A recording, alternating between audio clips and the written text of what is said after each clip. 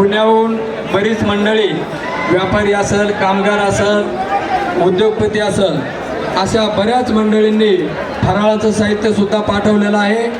परंतु त्यांचं म्हणणं आहे आमचे नाव कुणाचे घ्यायचे नाही.